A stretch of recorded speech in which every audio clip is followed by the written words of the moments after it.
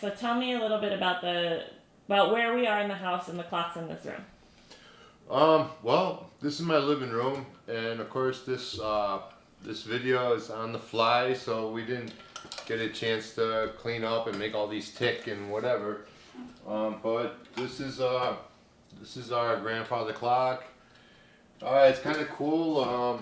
Mother of pearl inlay and all sorts of fanciness. Yeah, so this would be a Hermley unit. A Hermley, or it could be Kinninger, but this particular one is Hermley. It has an 11-61-853 movement. 114 has a really long 114 cm, that is. It's a very long pendulum length.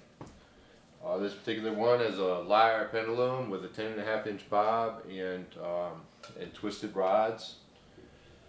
Usually it has 3 weights, but I needed 2.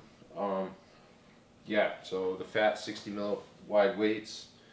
Triple chime, cable driven, 8 days.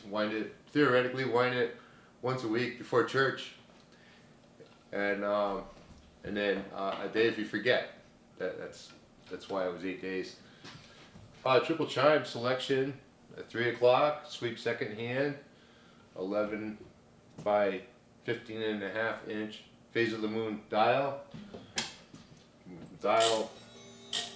Moon dial spins. Tell you when the moon's out, in case you're taking your horse and buggy for a few day trip going to town. You want to do it when the moon's out so you can see any malicious Indians or wildlife that may want to attack you back in the day. That's how that started coming about.